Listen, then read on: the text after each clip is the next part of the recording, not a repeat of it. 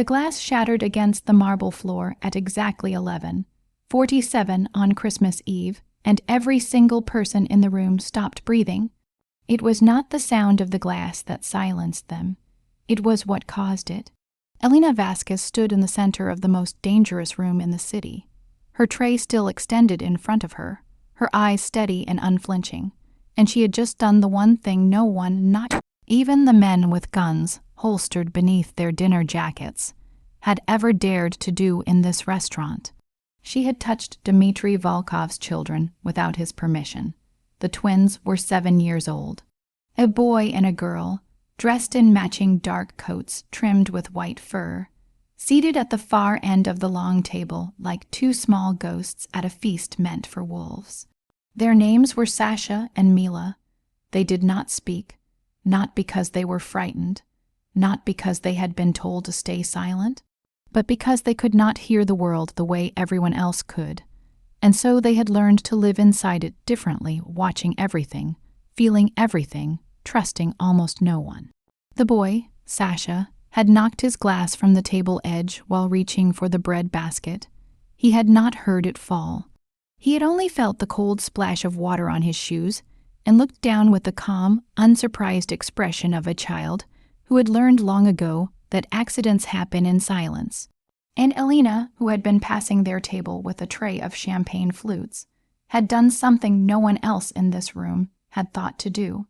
She had crouched down beside him, looked directly into his face, and signed into the air between them with quick, gentle hands. "Are you okay?" The boy's eyes had gone wide, not with fear, with something far more startling, recognition. And now every man in the room was looking at Elena Vasquez, and Dmitry Volkov, who sat at the head of the table like a king who had never once been surprised by anything, was looking at her too. His eyes were the color of winter, not a romantic winter, not the soft kind with snow and candles, the kind that kills. "Who?" he said, and his voice was so quiet that the word arrived in the room like a blade placed gently against a throat. "Are you?" Elena rose from her crouch. She did not rush. She did not flinch. She straightened her white server's apron, tucked a strand of dark hair behind her ear, and met his gaze across 15 feet of charged silence. "Elena," she said, "I've been working here for 3 weeks." The pause that followed lasted approximately 4 seconds. In this room, in this company, 4 seconds of Dmitry Volkov's silence was an eternity. "You know sign language," he said. It was not a question. It was the sound of a man filing information away in a place where it would not be forgotten. "Yes," she said, "nothing else. No explanation, no apology, no nervous smile or flood of words to fill the space. Just that single syllable, standing upright in the silence."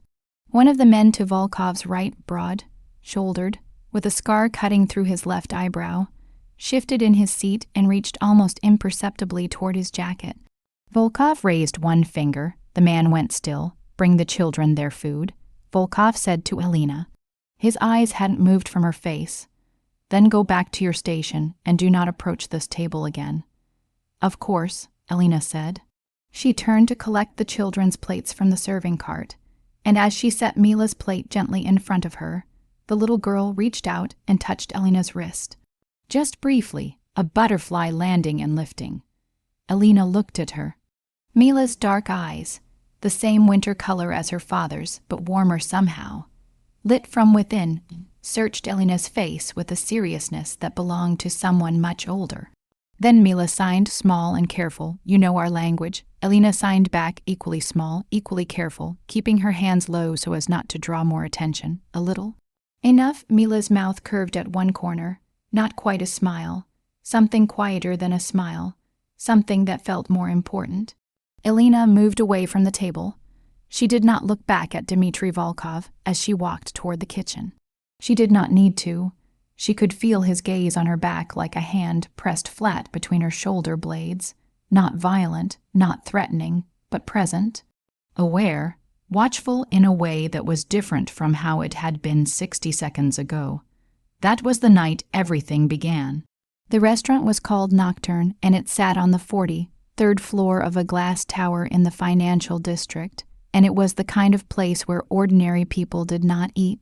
Not because they couldn't afford the prices, though they couldn't, but because the owner did not want them there. Nocturne existed for a specific clientele, men in bespoke suits who spoke quietly and chose their words with the precision of surgeons. Women who wore diamonds the way other women wore expectations heavily and without joy. And Dmitry Volkov, who owned the tower, owned the restaurant, and owned most of what happened inside both. He was 38 years old and had been dangerous since the age of 19, when he had walked into a room of men twice his age and twice his size, and had not left until the room belonged to him. That was how it worked with Volkov. He did not take things by force. He took them by patience and precision, and the particular quality of stillness he carried, the kind that made people feel, without ever being told, that the walls had quietly moved 2 inches. Closer, he was not a man who was discussed openly. His name moved through conversations in the city like smoke, present, detectable, gone before you could be certain it had been there. The newspapers did not print stories about him. His photograph did not appear in the society columns. He had made certain of that. Not through threats, or not only through threats, but through the more effective currency of being entirely useful to the right people at the right moments, until the right people decided, collectively, that it was better to pretend Dmitry Volkov existed only in the periphery of things. But everyone knew. The city knew, the way a body knows it is cold before the mind registers the temperature, a bone. Deep certainty that this man existed at the center of something vast and without mercy. He had 2 children and no wife. The wife had died 4 years ago. No one spoke of that either, not in his presence, not within 3 degrees of his presence. It was the one subject that could make the men around him go so quiet and so still that even the air seemed to hold itself motionless. The twins had been born deaf, both of them. The doctors had explained it gently, carefully, using words that tried to cushion the fact without diminishing it. Volkov had listened to all of it with his hands flat on the conference table and his expression unchanged. And when they were finished, he had said only, "What do they need?" And he had provided everything, the best specialists in 3 countries, the finest tutors. A world built carefully around them so that the thing they could not do would never become the thing that defined them. But sign language, real sign language, conversational and warm, was not something you could provide with money. It required a person, a willing, present, patient human being who understood that language is not just words. It is music, it is texture. It is the way someone's face moves when they say something they mean. Volkov's staff had learned basic signs. Functional signs: sit, eat, come here, go to sleep. The architecture of obedience, not conversation. What Elena Vasquez had done in 30 seconds at that table, the ease of it, the naturalness, the way the children's faces had changed, was something none of the tutors or specialists or highly compensated staff had managed in 4 years. He did not like that. He did not like the sensation it produced in him, a shifting of something, a rearrangement of the furniture in a room he thought he knew perfectly. He did not like that a woman he had never noticed, carrying champagne on a tray, had produced in his children an expression he had been trying to produce for years. He sat in the back of his car at midnight, the city lights blurring past the rain. Streaked window, and he thought about the way she had risen from her crouch. Unhurried, unbothered. The way a person moves when they have nothing to prove and nothing to lose, or when they have already lost so much that the threat of losing more has stopped registering as a threat. He recognized that quality. He had worn it himself once. After, he did not examine the thought further. He folded it away, but he did not forget it. Elena Vasquez had taken the job at Nocturne because she needed the money, and because it was the only establishment in the city that paid its waste, enough to cover rent, student loan installments, and the bi-weekly therapy sessions she attended not for herself, but for the small, fierce 7-year-old girl who lived with her. Her niece Lily, who had lost both her parents, Elena's older brother Marco and his wife, 14 months ago in a car accident on a wet November highway. Lily, who had not spoken a single word since the funeral, not one, not to the therapist, not to Elena, not to the teachers at her new school, who tried with practiced kindness and carefully chosen words. Lily communicated in other ways. She drew pictures with furious precision. She pointed. She pulled Elena by the sleeve. She left notes, sometimes short, factual notes in careful block letters. I want cereal. The plant needs water. I am not hungry. And Elena had learned sign language not because she had planned to, not because she had researched it as the recommended approach, but because one afternoon 3 months after the accident, she had been sitting on the kitchen floor with Lily, both of them cross-legged, Lily's drawing spread between them, and she had pulled up a video on her phone, a beginner's tutorial, and started trying to learn in front of her niece. She had been clumsy, slow. Her hands had fumbled the shapes, and Lily, watching, had reached out and corrected her. Quietly, precisely, placing Elena's fingers into the right position. They had spent 4 hours on the kitchen floor that day, learning together. That was how it started. Elena did not think of it as a gift or a skill. She thought of it as something she had grown toward because the person she loved most needed her to.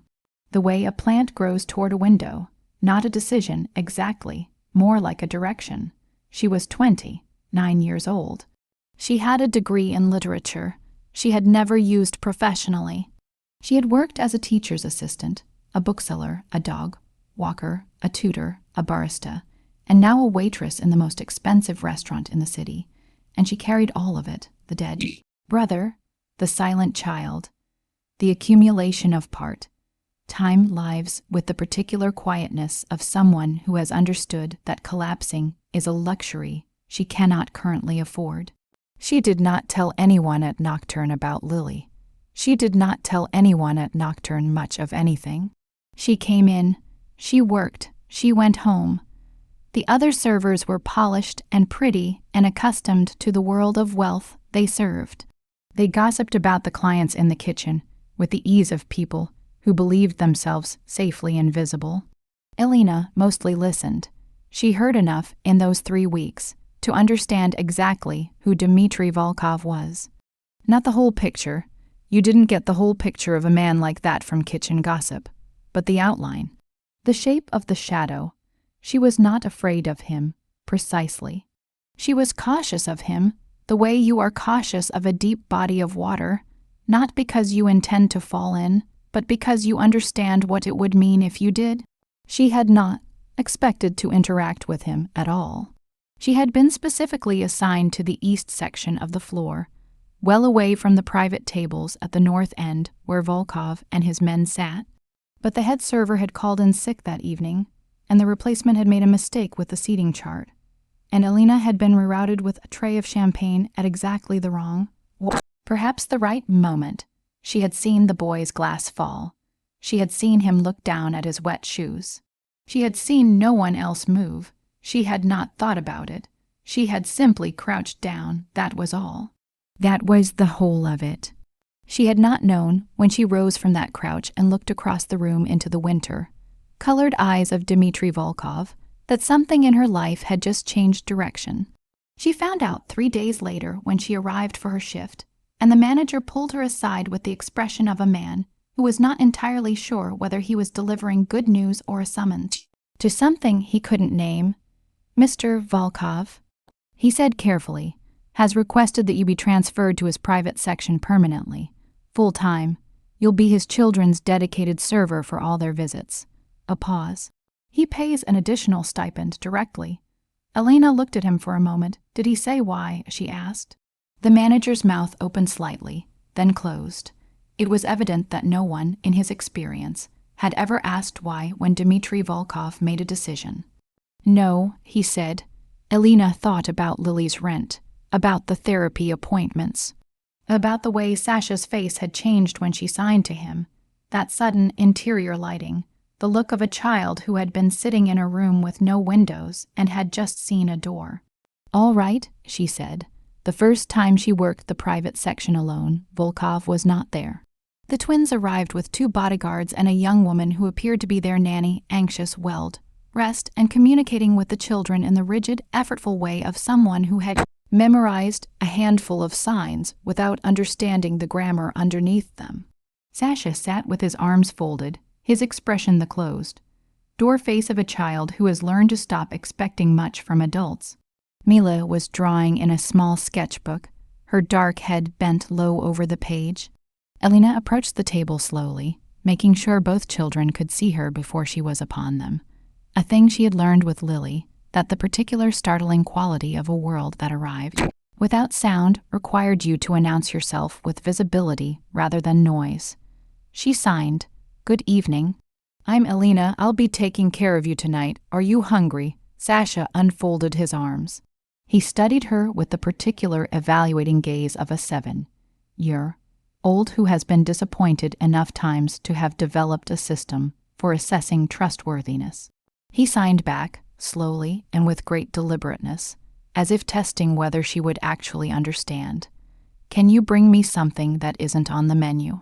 Elena considered, signed, "What would you like? Tomato soup, the real kind, not the fancy kind." Elena looked at him for a moment.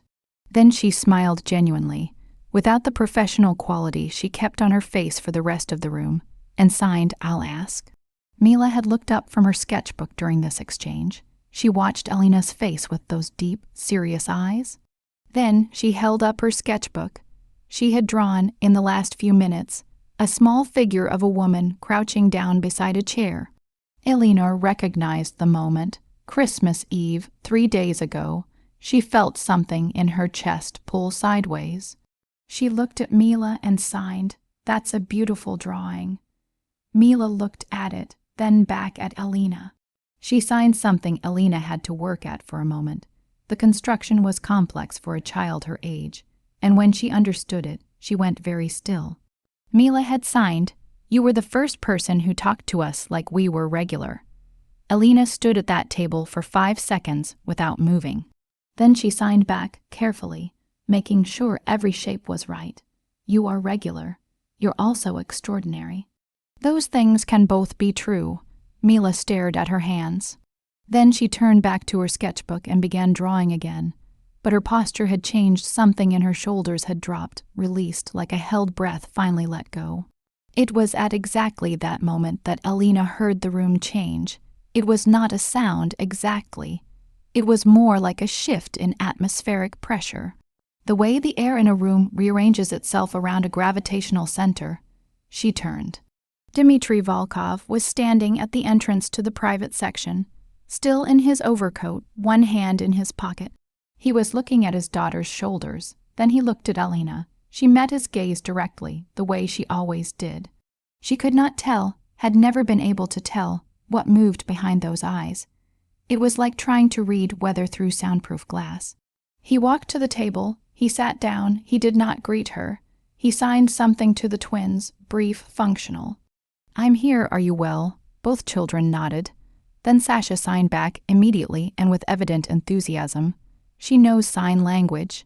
"Real sign language. She's going to get me tomato soup." Something crossed Volkov's face so quickly Elena almost missed it. Almost. It was there and gone in less than a second, a flicker, an interruption in the cold surface, and then it was sealed again, and he was looking at her with the same impenetrable expression as always. "Tomato soup is not on the menu," he said aloud. "I know." Elena said, "I was going to ask the kitchen." Another pause. He looked at her with an attention that was not comfortable to be under. Not threatening, exactly, but total. The kind of attention that takes you apart piece by piece without the courtesy of explaining why. "Ask the kitchen," he said. She went to ask the kitchen. The head chef looked at her like she was slightly mad. She held his gaze until he sighed and began making tomato soup. When she brought it back, Sasha's eyes went wide with something that was, in its own small way, the most sincere joy she had seen in a very long time. Volkov watched his son receive the soup. He watched the child wrap both hands around the bowl and look up at Elena with an expression that was full and unguarded and free. He looked down at the table. His jaw was tight. His hand on the white tablecloth was very still. Elena poured his water and moved away. She did not hear what he said next, but one of the bodyguards glanced at her back with the expression of a man who had just been given information he needed to update his files with. She found out later from the manager that Volkov had extended her stipend indefinitely and requested that she be available every time the children visited. No explanation, no conversation, just the decision, delivered like all his decisions, as a fact that had already become true before anyone else knew it was happening. The weeks that followed were a study in careful distances. Elena learned the rhythms of the private section, the way you learn the layout of a house in the dark, by feel, by repetition, by understanding which floorboards to avoid. She learned that Volkov arrived always between 7 and 7:15, never later, never earlier. She learned that he ordered the same thing each visit: seared fish, no sauce, sparkling water, black coffee at the end, and that he never looked at the menu because looking at a menu implied uncertainty, and uncertainty was not something Dmitry Volkov permitted himself in public. She learned that the men around him shifted in their chairs when he was displeased, that conversations at the adjacent table dropped in volume when his voice did, and that the entire room calibrated itself to his emotional temperature, the way a body of water reflects the sky above it. She learned that he watched his children with an attention so fierce and so carefully disguised that you had to be looking for it to see it. The way his eyes tracked Sasha's movements across the room, the way his hand paused over his glass when Mila made a sign he didn't fully understand. The split second tension in his shoulders when either of them moved out of his line of sight. He was terrifying in the boardroom, he was impenetrable at the dinner table. But with the twins, he was something else. Something she didn't have a word for yet. Something that existed in the gap between the man he showed the world and the man she suspected lived somewhere underneath all that cold marble. She did not say any of this aloud. She thought it only in the quiet moments on the subway home, at the kitchen table after Lily was asleep, in the brief stretch of silence between setting her alarm and closing her eyes. She thought about it and then she put it away. She was very good at putting things away. The twins, meanwhile, had decided that Alina was theirs. It happened gradually and then all at once, the way all significant things happen. Sasha began saving questions for her, real questions, curious and relentless. The questions of a child whose mind had been waiting for someone patient enough to receive them. What was the most expensive thing on the menu, and did anyone actually like it? Whether the kitchen staff argued with each other. Whether Elena had ever dropped a tray. Whether she knew any funny signs. She didn't know many funny signs, but she looked them up between visits, and the first time she signed a punchline that made Sasha really laugh. His whole body involved in it, his hand slapping the table. She felt something in her own chest, open like a window in a room that had been closed all winter.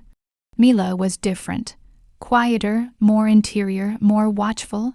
She communicated in layers what she signed on the surface and what she meant underneath it were often two separate things. And Alina had to learn to read both simultaneously, the way you learned to hear harmony in music.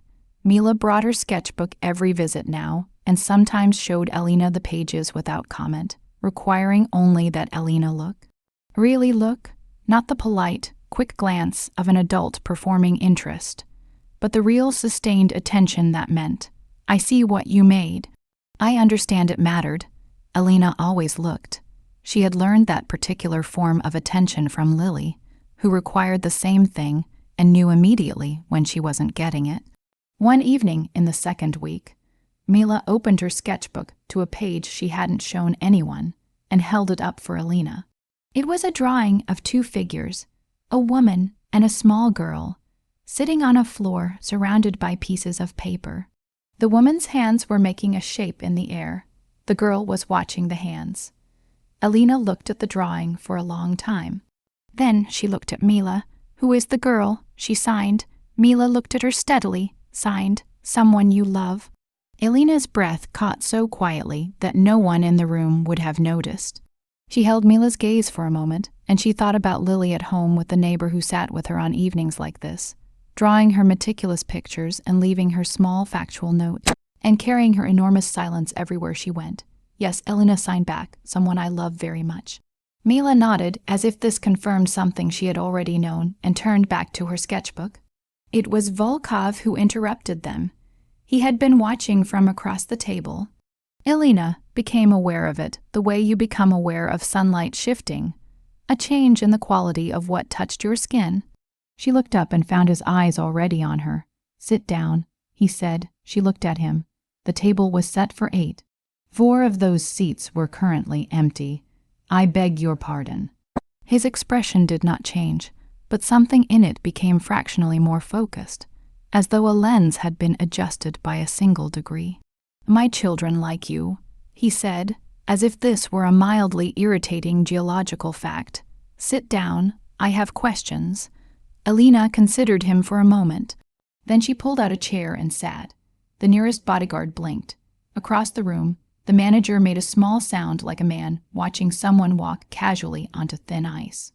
Volkov looked at her with that total attention and said, "Where did you learn to sign?" "At home," she said. "With my niece." "Your niece is deaf." "No." She stopped speaking after her parents died. Sign language became how we talked. A pause. Not an empty pause.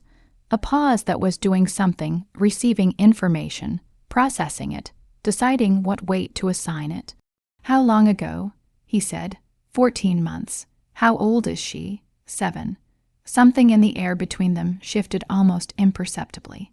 He looked at her in a way he hadn't before, or perhaps in a way he had been looking at her all along, but had not allowed to be legible until this moment. Then he looked away, at some middle distance, and his jaw tightened in a way she was beginning to understand, meant he was folding something away. "My children's tutor uses 23 signs," he said, and his voice had the flat quality of a man reading from an inventory list.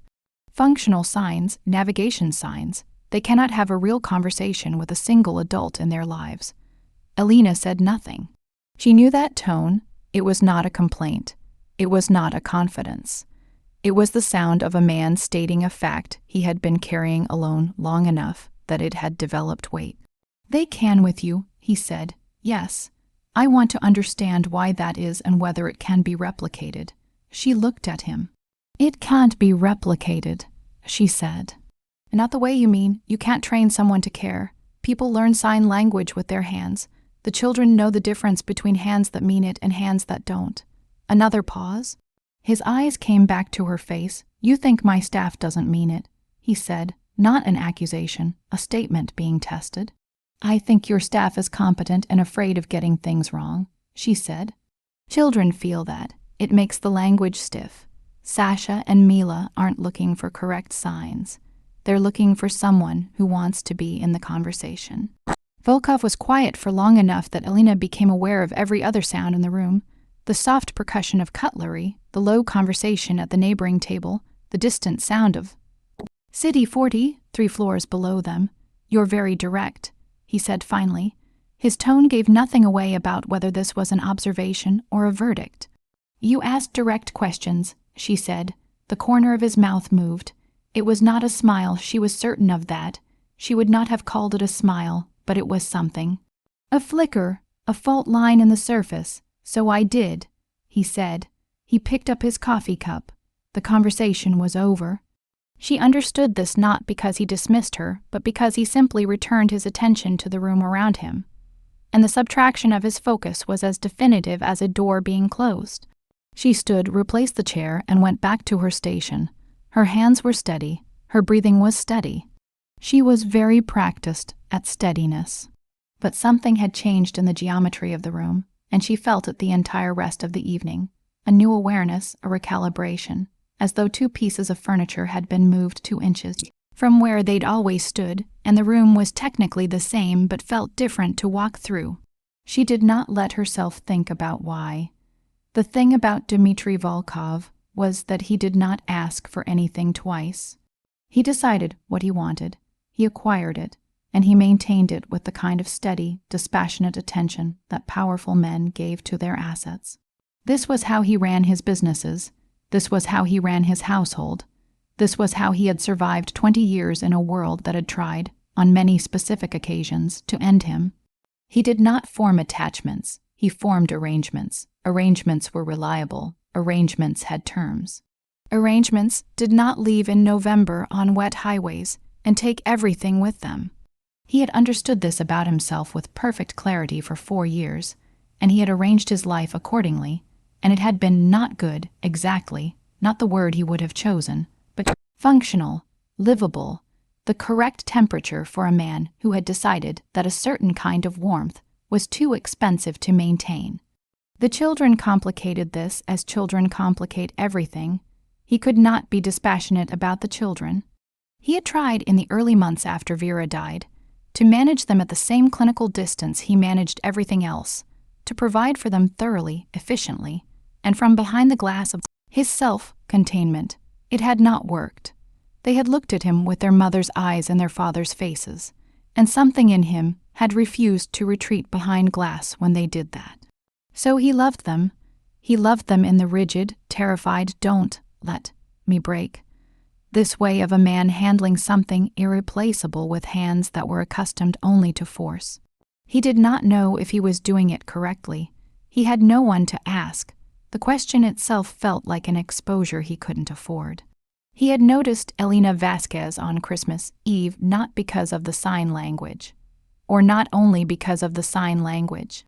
He had noticed her because when every person in the room went still and silent and pointed their attention at her like a weapon, she had looked at him across that charged distance, and she had not changed, not her posture, not her expression, not the quality of her breathing. She had simply remained herself, standing in the middle of all that pressure, like something that had been tested by greater forces than his displeasure, and had come through with the shape still intact. He recognized that quality. He had wanted, since that moment, to understand where it came from. Now he knew, or he knew the beginning of it, a dead brother, a silent child, 14 months of carrying something that would have bent most people in half. He turned this information over in his mind the way you turn a stone in your hand, feeling its weight and edges. He told himself he was interested in her professionally. She was useful to his children. He needed to understand the asset in order to maintain it correctly. This was reasonable, this was rational, this was entirely in keeping with the way he operated. He almost believed it. 3 days before Christmas, Sasha got sick. It was nothing serious, a fever, a sore throat, the ordinary inventory of childhood illness, but Sasha, who had inherited his father's intense dislike of being incapacitated, responded to it with a fury of misery that made the entire household quietly desperate.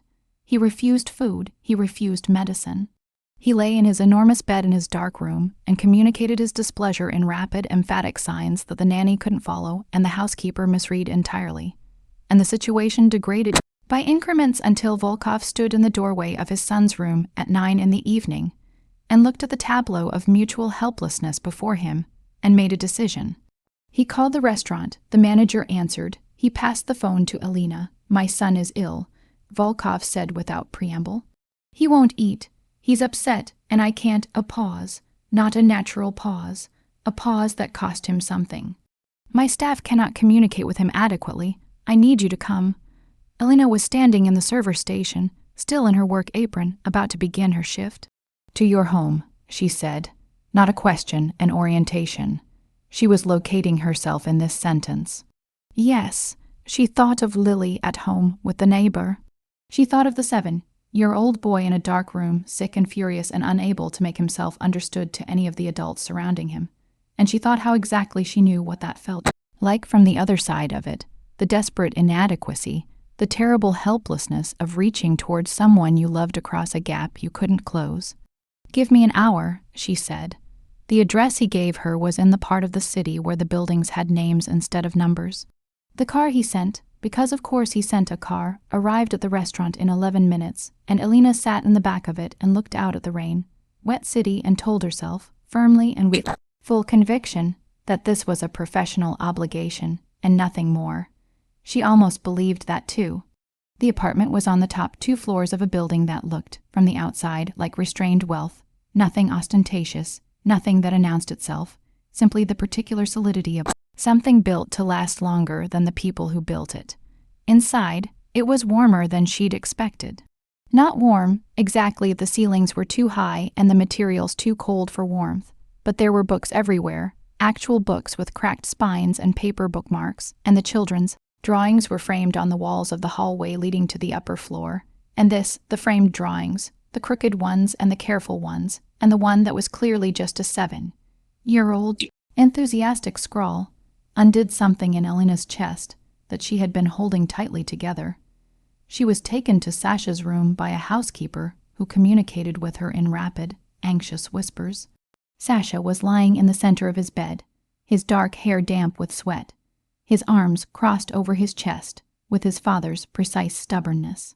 His eyes, when he saw Elena in the doorway, went through a rapid sequence of expressions: surprise, relief, intense effort not to show either, and landed, with great dignity, on a studied neutrality. She sat on the edge of his bed. She signed, "Okay, tell me everything that's wrong.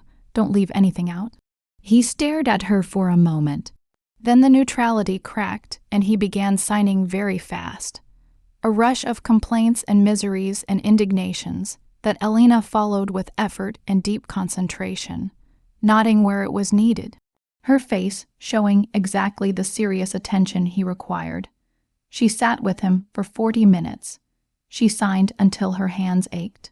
She made him drink water by signing a particularly dramatic description of what happened to people who didn't drink water when they were sick, which made him sign something back that was, she was almost certain, a 7-year-old's version of "that's ridiculous," and which made her press her lips together very hard to keep from laughing.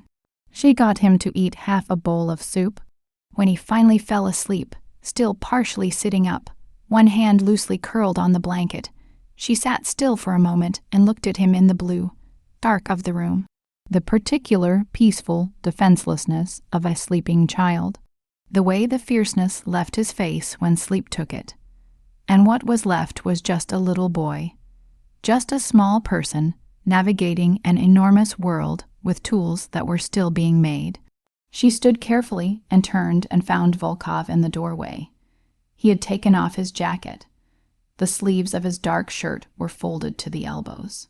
He looked different, not less formidable, but differently formidable. Less the man who occupied the dinner table like a throne, more just a man standing in a hallway outside his sleeping child's room. He looked at his son, then he looked at her. She walked toward the door, and he stepped back to let her through. And they stood in the hallway together in the particular quiet of a house where children are asleep.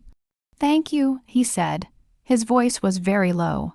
The two words sat in the air between them with unusual weight, as if he had taken something from a place he rarely opened and handed it to her. Elena looked at him.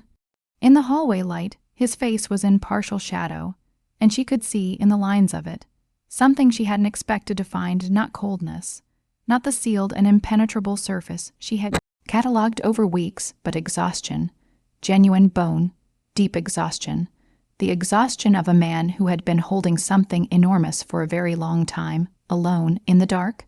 She knew that exhaustion. She wore it home every night on the subway. "He's a good boy," she said. "He's funny. He has your stubbornness." She paused. "I mean that as a compliment." Something happened in his face that she could not entirely name. It moved through his expression too quickly, there and gone, like light on water. "Can I offer you anything?" he said, "before the car takes you back?" "Coffee," she said, "if you're having some."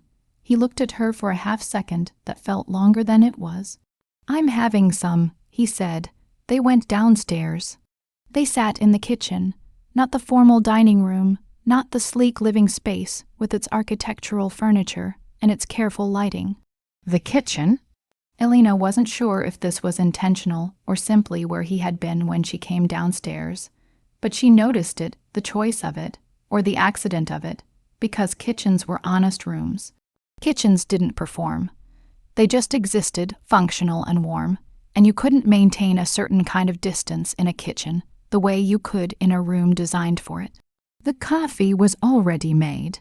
He poured 2 cups without asking how she took hers and set both on the counter black. And she didn't correct him because black was how she drank it, and she found, obscurely, that she didn't want to tell him he'd gotten it right. She sat on one of the counter stools. He remained standing, one hand on the counter, cup near his elbow, looking at the far wall with the expression of a man doing quiet calculations. The kitchen was large and clean, and there were drawings on the refrigerator held with small round magnets. A child's drawings, chaotic and brilliant, overlapping each other in layers of accumulated weeks, sashes, she thought, by the energy of the lines. Mila's were more contained, more architectural, the kind of drawings that made you stop and look twice. She looked at them, he followed her gaze. Mila has been drawing since she was 3, he said. It came out the way statements came out of him, flat on the surface, but carrying something underneath the flatness, something careful and interior. She draws everything she can't say, everything she observes. She draws with her whole attention, Elena said. It's the same way she signs. Whatever Mila does, she does it completely. A pause, yes, he said. Simply, a man confirming something he already knew, but hadn't heard stated back to him before. Elena drank her coffee. The silence between them had a different quality in this room than it did in the restaurant. In the restaurant, his silences were power. Deliberate negative space, shaped and controlled, designed to make the air around him feel occupied. This silence was something else, quieter, less constructed. How long has Mila been drawing her sketchbooks? Elena asked. Since her mother died, he said. He said it without looking at her. His eyes were still on the middle distance, and his voice had not changed, and the words sat in the kitchen air with the particular density of things that have been carried a long time. Elena did not say she was sorry. She had been on the receiving end of enough condolences to know that they were often more about the person offering them than the person receiving them. A way to close the subject quickly, to move past the hard thing towards something more comfortable. She did not want to close it. She did not think he wanted her to close it either, or he wouldn't have said it. She draws the people she loves, Elena said. I've seen how she draws you. She watches you the same way she watches me, with her whole attention. He looked at her then. Directly, the full weight of it, she held it. She was getting better at holding it, the totality of his attention, the way it arrived without gradation, all of it at once. You notice a great deal, he said. I pay attention, she said. It's not the same thing as having anything figured out. Another pause. Longer, he picked up his cup, drank, set it down. Vera, he said, and then he stopped. He looked at the coffee cup. He said the name the way you say a word in a foreign language that doesn't translate, carefully, with awareness of its specific weight. She was the one who learned to sign when we found out about the twins. She decided immediately. She learned in 6 months fluently. He paused again. She was better at that kind of thing than I was, absorbing new languages, new ways of being. Elena was very still. She understood, with absolute certainty, that she was the first person he had said this to.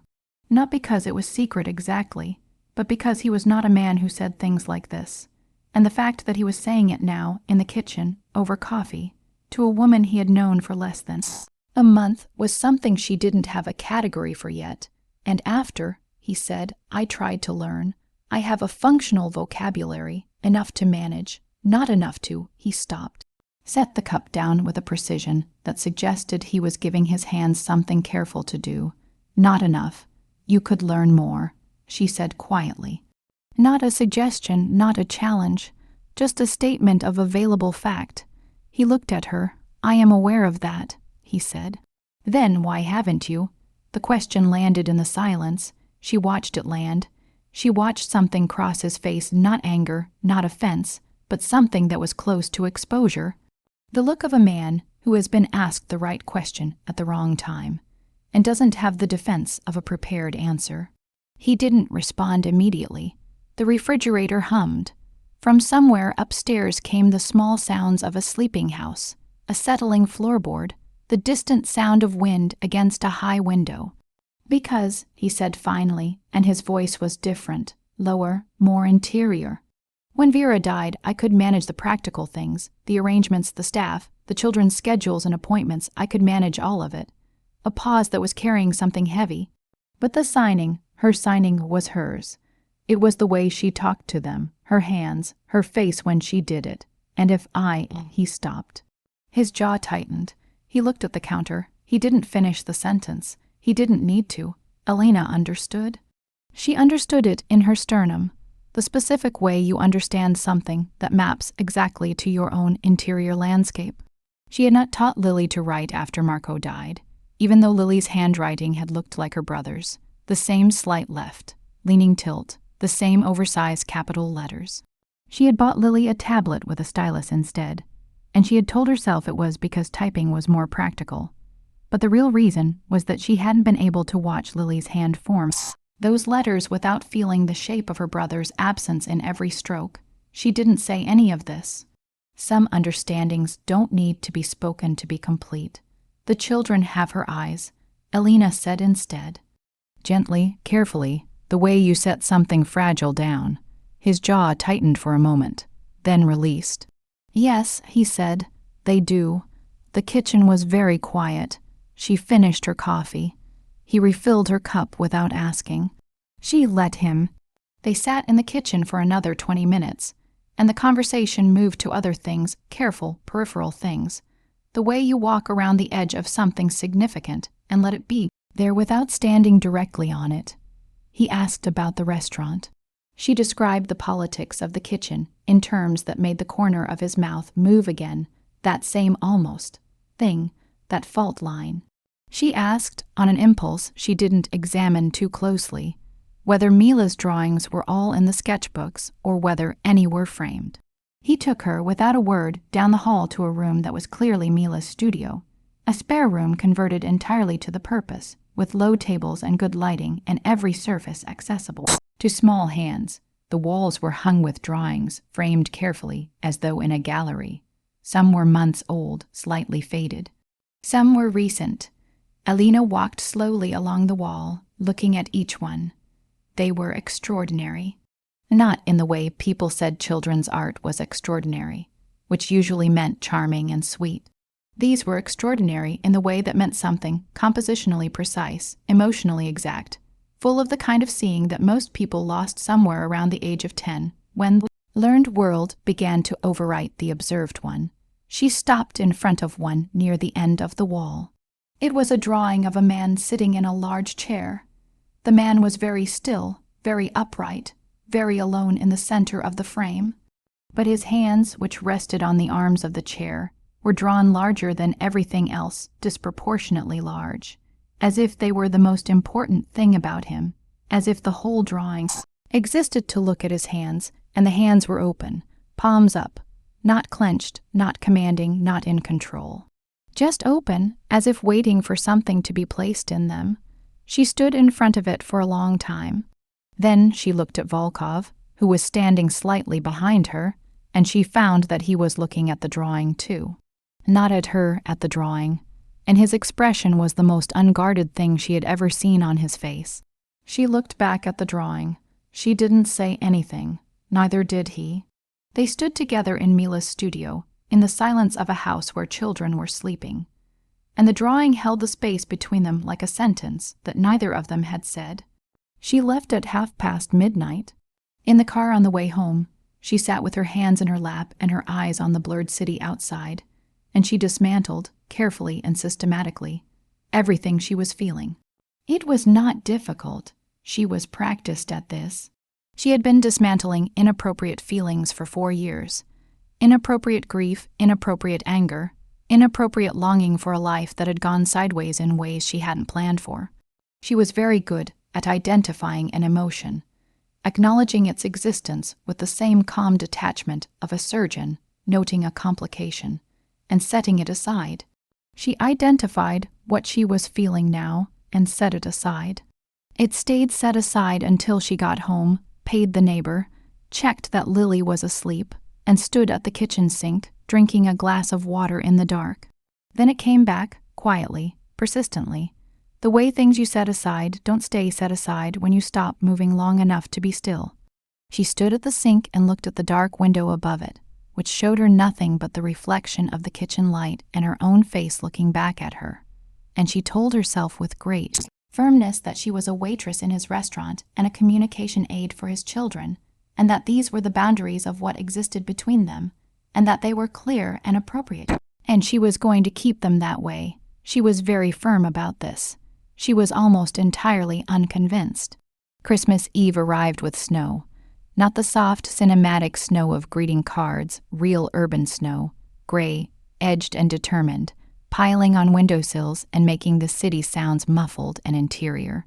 Elena woke early to find Lily standing at the bedroom window, her small face pressed close to the glass, her breath making clouds on the cold pane. Elena came to stand beside her. They looked at the snow together. Lily signed, without looking away from the window, "Is it going to snow on Christmas?" "It already is," Elena signed back. "No, on Christmas, the actual Christmas, tomorrow." Elena looked at the sky. "Probably." Lily pressed her forehead against the glass. She was quiet for a moment. Then she signed, very small, very careful. "My dad used to carry me on his shoulders in the snow, so I could catch snowflakes on my tongue." Elena's chest went tight. Lily almost never mentioned Marco. These offerings, small, precise, carefully selected, arrived without warning and required everything Elena had to receive them correctly. Not too much reaction, which would frighten the memory back into hiding. Not too little, which would let it fall uncaught. She signed, "He loved the snow. He used to throw snowballs at me when I wasn't looking." Lily turned from the window and looked at Elena directly. "Did it make you mad every single time?" He thought it was the funniest thing he'd ever seen. Lily's face did something complicated, a movement of grief and love all tangled together, too large for a 7-year-old's face to contain neatly. She turned back to the window. Then she signed, "I think he would have liked the snow today." "I think so too," Elena signed. They stood at the window together until the snow made the world entirely white and new, and Elena held the morning very carefully, the way you hold something that is both painful and precious, understanding that you cannot separate those qualities, that they are the same substance, that this is simply what love costs and it is worth every bit of the price. She went to work at 4. The restaurant was transformed for Christmas Eve, candles everywhere, the low lights warmer than usual, the walls threaded with something that was understated enough to be tasteful and present. Enough to feel like occasion. The kitchen was controlled chaos, voices low and rapid, the particular concentrated energy of professionals performing at the highest level of a high-pressure night. Elena tied her apron and went to her station and was told, by the manager with his careful diplomatic face, that Mr. Volkov had reserved the private section for the entire evening. Just himself and the children, no associates. No business colleagues, just the family. Elena nodded and began preparing the section. She had been doing this long enough now that she knew exactly what the twins wanted, Sasha's water in the blue glass, not the clear one. Mila's chair turned 2 inches toward the room because she liked to watch people. The bread on the left side of the table where Sasha could reach it without leaning, which he found undignified. She knew these things. She had learned them the way you learn the particular needs of people you have begun, without fully deciding to care about. The twins arrived at 7. Sasha had recovered fully from his illness and arrived with an energy that suggested all that contained fury of convalescence had rebuilt itself into pure momentum. He was signing before he sat down, telling Elena an elaborate story about something that had happened at his tutor's that morning. His hands moving so fast she had to ask him twice to slow down, which he did with the grudging patience of someone who considered his audience's limitations a personal inconvenience. Mila arrived with her sketchbook and a new set of charcoal pencils in a flat tin case, which she showed Elena with the gravity of someone presenting credentials. "Christmas present," she signed, "for my father, early." "They're beautiful," Elena signed and meant it, and Mila looked at her to confirm she meant it and was satisfied. Volkov arrived at 7:12. He was in a dark suit, no tie, the collar open 1 button, which was the only version of casual she had ever seen from him, and it was somehow more striking than the fully formal version. He looked like a man who had been powerful for so long that even the small relaxations of his appearance carried the quality of power. He sat down. He looked at his children. Something moved across his face, private and unguarded. There in the half-second before he composed himself, and Elena, who was pouring water and therefore present for the half-second, saw it. She looked away quickly. He was looking at his children the way Mila's drawing had shown his hands open. Without armor, just a man and the two people in the world he loved, and Christmas, and snow outside the 43rd-floor windows. Elena moved through the evening with her full attention, which was her only way of working. The kitchen delivered everything correctly and on time. Sasha ate an enormous amount for a child who had refused all food 3 days ago, and Elena signed him a pointed observation to this effect, which made him sign back something she strongly suspected was rude and which she chose not to fully parse. Mila ate with one hand and drew with the other, her charcoal moving across the sketchbook page in quick, certain strokes. At 9, when the dessert plates had been cleared and the coffee brought, Volkov looked across the table at her and said, "Sit down." She looked at him. "This section is closed for the evening," he said. "Sit." She sat at the far end of the table, and Sasha immediately relocated his dessert fork to demonstrate his position on her proximity to his crème brûlée. Volkov looked at his son. He signed slowly, with the careful deliberateness of a man who had been practicing. "Leave her dessert alone." Sasha stared at his father. Mila looked up from her sketchbook. Elena did not move. Volkov had signed it imperfectly. The hand shape for leave was slightly wrong, and the connector between her and dessert was stiff. But it was real, it was present, it was trying. Sasha signed back carefully, slowly, as if worried about breaking something. "You learned a new sign." Volkov looked at his son. His face was very controlled, but something beneath the control was exposed, like a wire visible beneath carefully applied paint. "I'm learning more," he signed back, slower, one word at a time. The table was completely silent. Mila had put down her charcoal pencil. She was looking at her father with an expression that Elena could not name, too complex for a single word, too full, too old for a 7-year-old's face. Her dark eyes were very bright. Then Mila reached across the table and put her small hand over her father's hand. Just that, just her hand over his. And Dmitry Volkov, who did not soften, who did not yield, who had run the most dangerous organization in the city for 20 years from behind a wall of perfect self-containment, looked at his daughter's hand on his and went absolutely, terrifyingly still. Elena looked away. She looked at the window, at the city lights smeared by snow, at the dark and the distance. She gave him the privacy of not watching. She understood with absolute certainty that she was witnessing something that had never happened in this room before. Something that had needed to happen for 4 years. The silence lasted for 8 seconds.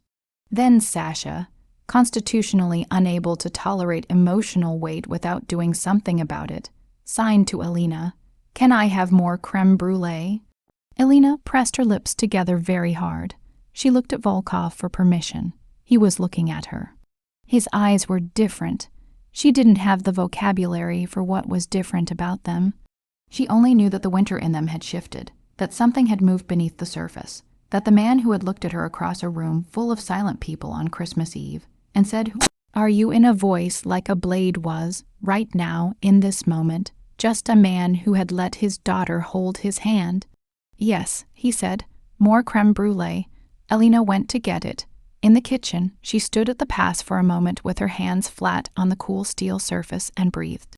She breathed very carefully, and she told herself all the firm and reasonable things she had been telling herself since the night she sat in his kitchen drinking black coffee and looked at a drawing of a man with open hands, none of them held, not a single one.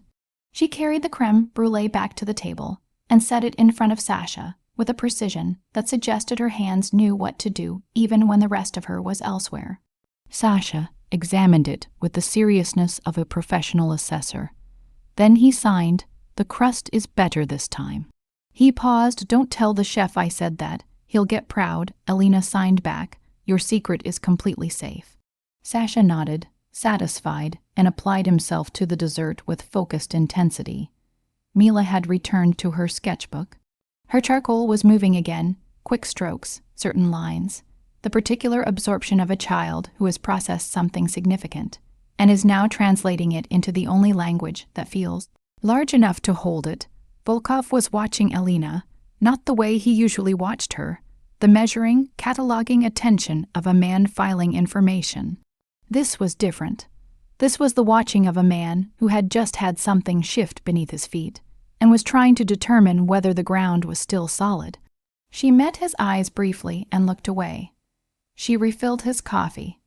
She moved to the adjacent table to straighten something that didn't need straightening. She was very professional. She was extremely professional.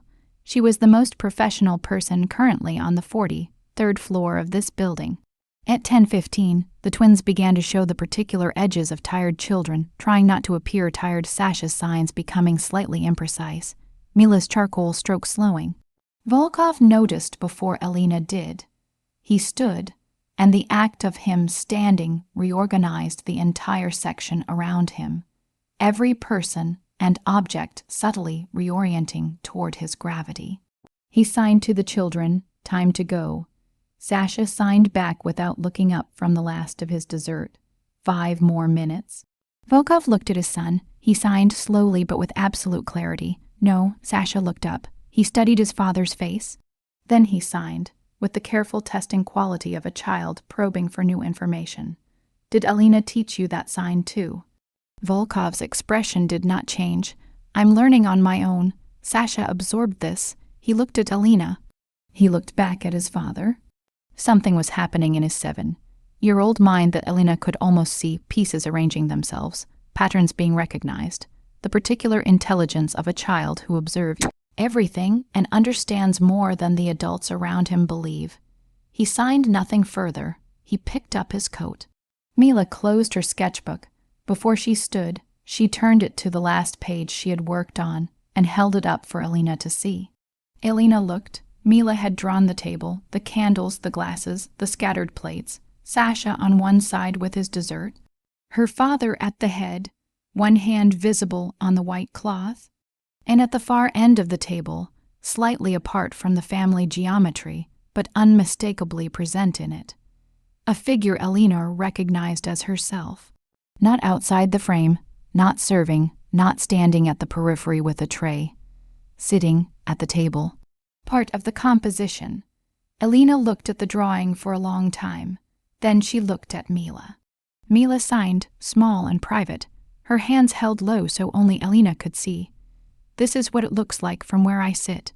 Alina's throat closed. She nodded once, carefully, and smiled with everything she had. And Mila closed the sketchbook and slid off her chair with the dignity of a child who has said what she needed to say and considered. The matter settled, the family gathered itself. The bodyguards materialized from their positions around the room. The nanny helped Sasha with his coat buttons, which he permitted with only minor visible suffering. Volkov stood at the entrance to the private section. He looked at Alina. "Merry Christmas," he said. The phrase arrived in the room with the slight awkwardness of something he didn't say often, a phrase located in a register he rarely used, sitting stiffly in the air between them. "Merry Christmas," she said. He held her gaze for 2 seconds. Then he turned and walked with his children toward the elevator, and the section went with him, the gravity, the pressure, the particular atmosphere that existed only in his presence, and what was left was just the candlelit room and the cleared table and Alina standing beside it. She stood there for a moment. Then she began clearing the glasses. She didn't see him for 9 days. She knew this because she noticed it, and she wished she didn't notice it, but she did. The private section sat empty in the evenings, and she worked her regular rotations, and the other servers talked about their holidays and their families and the tips that had been extraordinary on Christmas Eve, and Alina listened and smiled and carried her tables with her full, professional attention. She went home every night to Lily. They had a quiet Christmas, the two of them. Alina had found in a second-hand shop a set of watercolor paints in a beautiful old tin, the kind with small round cakes of color worn at the centers from use, the previous owner's history of making still present in the pigment. Lily had opened it on Christmas morning with both hands, lifting the lid with the careful reverence of someone who understands that something was a treasure before it was a gift. They had painted together most of Christmas Day. Lily painted with the same absolute concentration as Mila, Alina thought. Something about that parallel, the two silent 7-year-olds, both making images because images could hold what language couldn't, sat in her chest with a warmth and an ache that were too intertwined to separate. On the 2nd of January, the manager called her into his office and told her, with the expression of a man delivering a message he didn't write, that Mr. Volkov had requested her presence at a meeting, not at the restaurant, at his office, Alina said. His offices, the manager said carefully, the building on Meridian Street. Alina knew the building on Meridian Street. Everyone in the city knew the building on Meridian Street.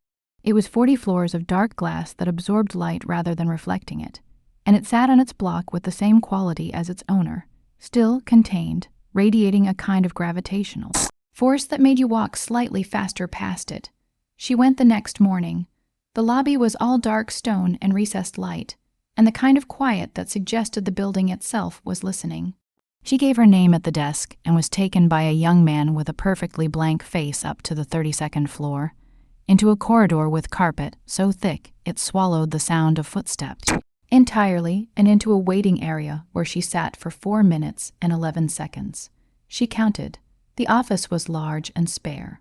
Floor-to-ceiling windows on 2 sides, the city spread below like a map of everything he owned. A desk that was almost entirely clear, 2 folders, a phone, a glass of water. Volkov was standing at the window when she entered, his back to her, hands clasped behind him. He turned when she came in. He looked the same as he always looked, the dark suit, the absolute composure, the winter eyes, but she had been in his kitchen. She had stood in his daughter's studio and watched his face in the dark, beside a drawing of open hands. She could not know those things. Sit down, he said. She sat. He came to the desk. He remained standing.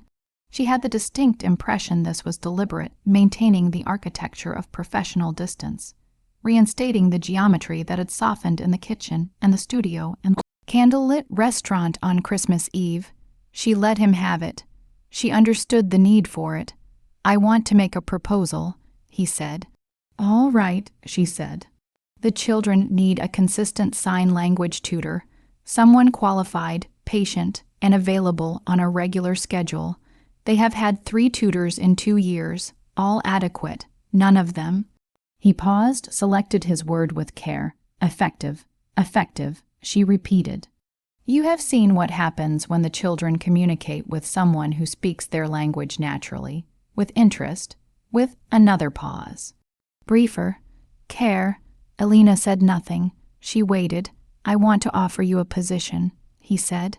Full-time, dedicated to the twins, tutoring, companionship, communication support. In addition to your language work, you would help coordinate their schedule, liaise with their other tutors, and be available for evenings when I have obligations that keep me away. He named a salary. You would have your own room in the apartment on the days the schedule requires it. Alina looked at him steadily. Her heart was doing something she was professionally ignoring. You're offering me a live-in position, she said. A primarily live-in position, yes, and the restaurant. I would compensate Nocturne for the loss of your employment there. That is not a concern. Alina looked at the desk, at the 2 folders, at the glass of water. She thought about the salary he had named, which was more than she currently made in 4 months. She thought about Lily's therapy and the rent and the second-hand watercolor tins and the neighbor who sat with Lily on evenings when Alina worked late. I have a niece, she said. I told you about her. Yes, she lives with me. She would need to be included in any arrangement. She would need to be present. He looked at her. A pause that was doing something complex. How old is she? 7. Something moved in his face. The children would have a companion their own age, he said. His tone was careful, neutral, the tone of a man noting a logistical advantage while simultaneously aware that the logistics are not, in fact, the point. She doesn't speak, Alina said. She communicates in sign and in writing. She is quiet and observant, and she is the most important person in my life. A pause. I'm telling you this so you understand that any arrangement that involves me involves her. That is not negotiable. Volkov looked at her for a long moment. I understand, he said. and I want to be clear about something else," she said, and she heard her own voice take on the particular quality it had when she was saying something that mattered. The steadiness that came not from the absence of feeling, but from feeling so much that you had to be very still to hold it all. "I care about your children. I care about them genuinely. What happens between us professionally does not change that. But it also means I won't pretend things are fine when they aren't. Something is wrong for them, I will say so, directly." His jaw tightened. A muscle moved once, then stilled. "I would not want it otherwise," he said. The room was very quiet. "When would you need an answer?" she asked. "Take whatever time you need," he said, which was, she was beginning to understand, a significant concession from a man who generally considered waiting to be an activity for other people. She stood. "I'll let you know by the end of the week." She walked toward the door. She was almost through it when he said her name.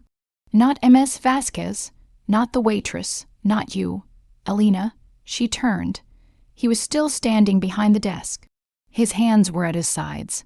He looked, for exactly 1 second, like the man in Mila's drawing, still, upright, hands open. "Sasha asks about you," he said, "every day." She held his gaze. "I know," she said. "I'll let you know by Friday." She left. She told Lily that evening, not all of it, the simplified version, the practical version, a job opportunity, a family with children Lily's age, more money, a nicer place to stay on some nights. She signed it carefully, watching Lily's face. Lily listened with her whole attention, her dark eyes moving over Elena's hands, her expression the careful neutral of a child processing significant information before committing to a response. When Elena finished, Lily was quiet for a moment. Then she signed. "Are the children nice?" "Very nice," Elena signed. "Different from each other, one of them draws like you." Lily considered this. "Do they have a mother?" Elena's hands paused for the briefest moment. "No." Lily looked at her hands, then she signed. "Does their father love them?" The question arrived in Elena's chest with the force of something falling. She thought about the framed drawings on the hallway wall. She thought about the tomato soup, about the new signs, practiced and imperfect and present, about Mila's small hand over her father's hand and the 8 seconds of silence that followed. "Yes," she signed, "very much." Lily nodded slowly. She picked up her pencil and began drawing on the paper in front of her. A house, first, with high windows. Then 2 small figures in the windows. Then she added a 3rd figure and a 4th, outside the house, looking up. She held it up for Elena. Elena looked at the drawing. 4 figures, 2 in the windows, 2 outside looking in. She felt something move through her, sharp and tender and terrifying and real. "Is that us?" she signed. Lily looked at the drawing. Then she signed with the devastating simplicity that only children achieve. "It's what I think might happen." Elena put down her coffee cup. She thought about Dmitry Volkov's voice saying her name in that quiet office above the city. Not a title, not a category, just her name, as if he had been thinking it long enough that it had become familiar. She thought about Mila drawing her at the table, part of the composition, not outside the frame. She thought about Sasha, asking about her every day. She looked at Lily's drawing the 4 figures, the 2 windows, the house with its high walls and its warm interior light. She picked up her coffee cup. She said quietly, to no one in particular, "All right." She called the manager on Thursday morning and told him she was leaving. He was quiet for a moment, in the way of a man who had known it was coming, and had still hoped it wouldn't. Then he wished her well with a sincerity that surprised her and told her she was the best server he'd had in 6 years, which she noted and appreciated, and which settled in her like something small and solid against the uncertainty of everything else. She called Volkov's office and left a message with the blank-faced young man. He called back within the hour. She had not expected it to be him personally.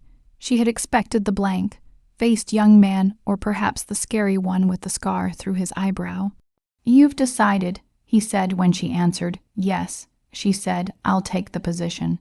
A pause, 3 seconds. "Good," he said, 1 word, clipped and precise and carrying, she thought. something beneath the clip that was not quite as neutral as he intended. "I have conditions," she said. "You mentioned that. Lily's therapy appointments are non-negotiable. Tuesdays and Thursdays at 3, noted. I won't be available after 9 on evenings when Lily is unsettled. That's not a boundary I'm willing to compromise. Understood? And I want to be introduced to the children's other tutors and their current schedule before I begin restructuring anything. I don't want to come in with assumptions." A pause. "That's sensible," he said, which, from Dmitry Volkov, was the equivalent of most people saying, "Of course, absolutely, brilliant idea." "Then we're agreed," she said. "We're agreed," he said. She was about to end the call. Then he said, "The children don't know yet. I'd like you to tell them, Sasha particularly." Another pause. The kind that cost him something. "He responds better to news from you." Elena closed her eyes for just a moment. She pressed them closed and then opened them and looked at the kitchen ceiling of her apartment. "I'll tell them," she said. After the call, she sat at the kitchen table for a long time. The apartment was quiet around her, the particular daytime quiet of a place that existed most fully in the evenings when Lily was home. The second-hand watercolor tin was on the windowsill. Lily's drawings covered most of the refrigerator. The plant in the corner needed water. She watered the plant. She straightened the drawings on the refrigerator. She stood at the window and looked at the city in its January gray, its streets still banked with the remnants of Christmas snow gone dirty at the edges, and she felt the particular sensation of standing at the border of something, the last moment before a step that changes the geography of your life. She had felt it once before, 14 months ago, standing in a hospital corridor being told that her brother wasn't coming home, understanding in that corridor that the shape of everything was different now, and she had to grow a different shape to fill it. This was not that. This was not loss. This was something she didn't have a precise word for, something adjacent to hope, something that frightened her with its warmth, something that required her to be braver than she currently felt. She stood at the window. Then Lily came home from school, dropping her bag at the door with the particular thud of a child unburdening themselves of the outside world, and Elena turned from the window and went to meet her. And the moment passed, and she was in it now, whatever it was, and she was moving forward. She began on a Monday. The apartment was different in daytime, less architectural, less cathedral, like more lived in. The light came differently through the high windows, and the sounds of the city were closer and more ordinary, and the spaces that had felt imposing in the evening felt simply large. The housekeeper, a woman named Agata, who had been with the household since the twins were infants, showed Elena the rooms with a formality that softened perceptibly when she saw that Elena already knew where things were: the kitchen, the hall, the studio. She had been here before. She was not frightened of the space. Agata's expression shifted from professional assessment to something warmer. She said in lightly accented English, "The children have been asking since last week." "I know," Elena said. "I'm sorry to have kept them waiting." "No."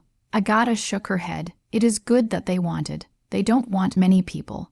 Elena looked at her.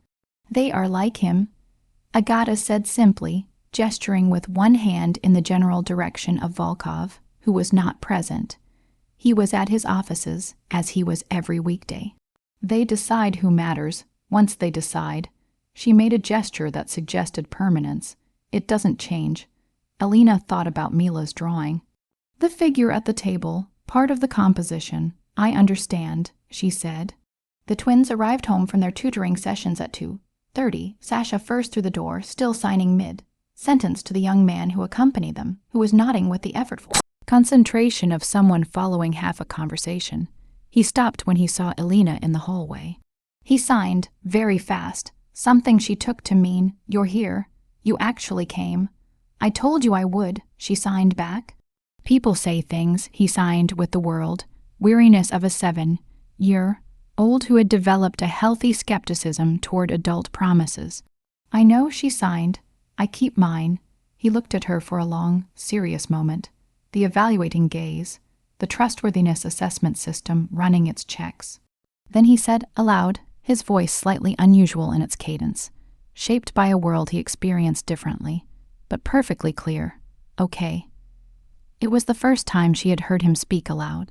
She held very still, not wanting to make anything of it, not wanting the weight of her noticing to make himself conscious. Okay, she said back simply, evenly. Mila appeared behind him in the doorway. She looked at Alina.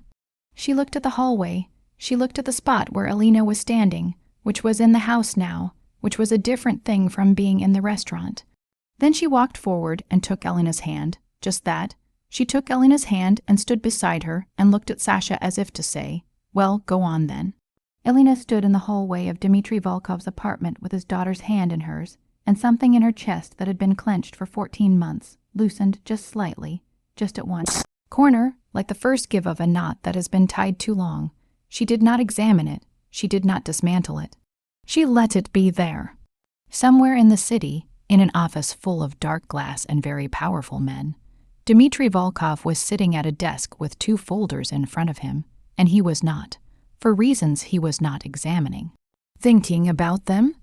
The afternoon came in through the high windows, pale and January, thin, and lit the hallway, and Mila's hand was warm in Alina's, and the house held all of them quietly inside it, and outside the dirty snow was melting at last, and something that had been frozen was beginning, incrementally, with great caution, to move.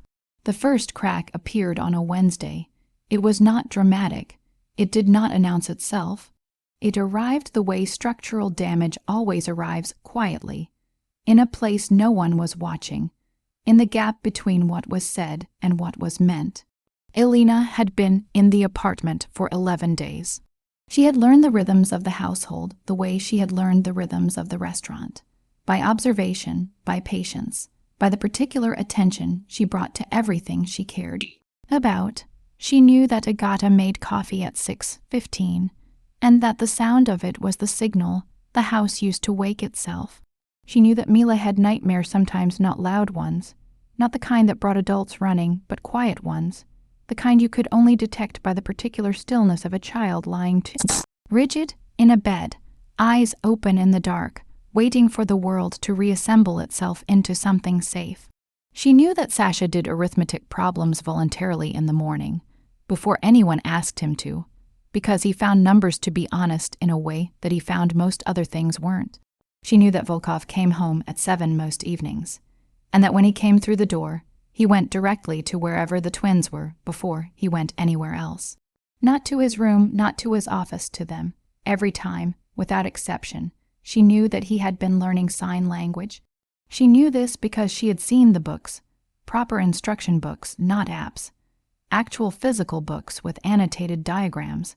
Sitting on the corner of his desk in the study, she occasionally passed on her way to the twins' rooms. She had seen them twice and had said nothing. She would not have said anything for the same reason she hadn't told him. He'd gotten her coffee right on that first night. Because some things are private in a way that has nothing to do with secrecy, and pointing at them with direct attention is a way of breaking them. On the Wednesday the crack appeared, Volkov came home 40 minutes early. Alina was in the kitchen with the twins.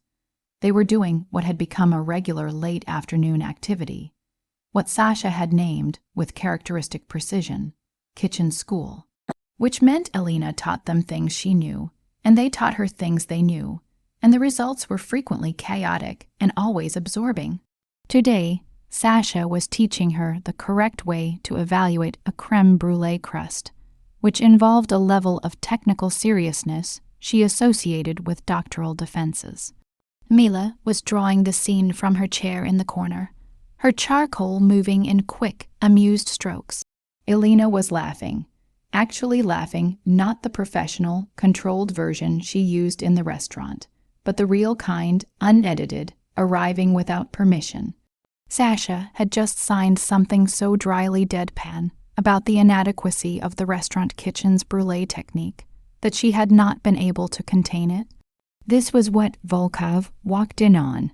He stood in the kitchen doorway in his overcoat, briefcase in hand, and he looked at the scene, Sasha at the counter with his arms crossed and his expression of magnificent authority, Alina laughing at the kitchen island, Mila in the corner with her charcoal, and something happened in his face that he shut down so quickly, Elena would have missed it entirely if she hadn't already been in the habit of watching the hairline spaces between his expressions. It was not a complicated expression. It was not ambiguous. It was the face of a man seeing something he had thought he would never see again in this kitchen. Something warm, something ordinary, something that sounded like laughing. It lasted 1 second, then he closed it. "You're early," Elena said. She had straightened, composing herself, the laugh settling back into the professional version. "Meeting concluded," he said. He set the briefcase down. He looked at Sasha, who had turned on his stool and was signing. "We're teaching Elena about creme brulee. She has a lot to learn." Volkov signed back, "Better than last time." Elena noticed, more fluid. The connector signs more natural. "I imagine she does." And then, with a timing that was almost certainly deliberate, "So do you." Sasha's eyes narrowed. He looked at his father's hands. Then he looked at Elena. She kept her face neutral with great effort. Volkov poured himself water and stood at the counter and said to Elena, "How were they today?" Sasha finished his mathematics 2 hours early, and then spent the remaining time compiling what I can only describe as a formal critique of every restaurant we have ever discussed. It was a report. Sasha signed indignantly. It was 17 pages. Elena said. It was thorough. Sasha signed. Volkov looked at his son. The corner of his mouth moved. Elena saw it.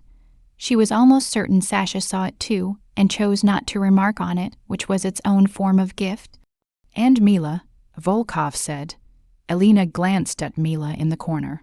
Mila finished 3 drawings, corrected my grammar twice, and explained to me that the charcoal pencils you gave her are better than the previous set in ways that would take 20 minutes. Explain properly. Volkov looked at his daughter. Mila looked up from her sketchbook and signed with great composure. "The weight distribution is superior." Volkov looked at her for a moment. Then he signed slowly and with the careful deliberateness of a man who had been practicing this particular phrase. "Show me later." Mila stared at her father's hands. She blinked once. Then she nodded twice, very seriously, and returned to her drawing. But Elena saw, from the corner of her vision, the way Mila's charcoal hand had gone still for just a moment before resuming. The way a held breath releases.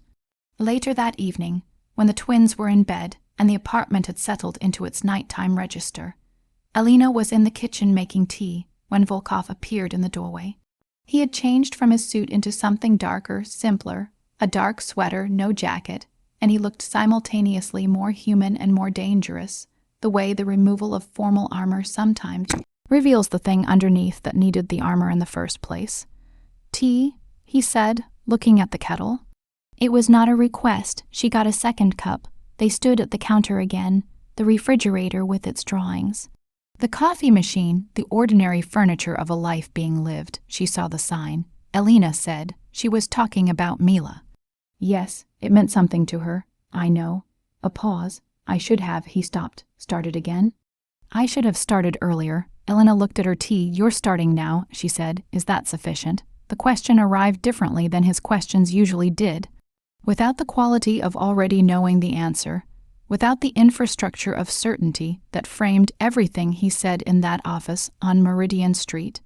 It was a real question, asked to a real person, with the vulnerability of someone who genuinely did not know and could not calculate the correct answer.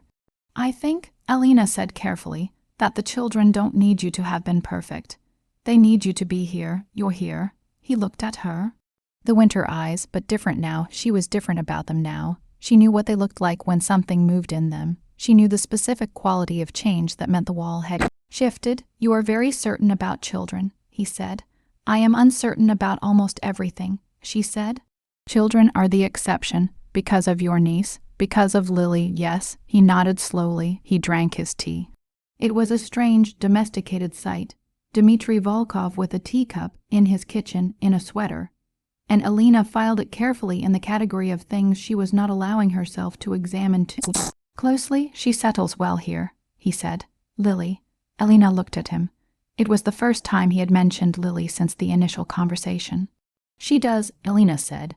She and Mila have been sitting together in the studio most afternoons. They don't sign much. They mostly just draw, side by side.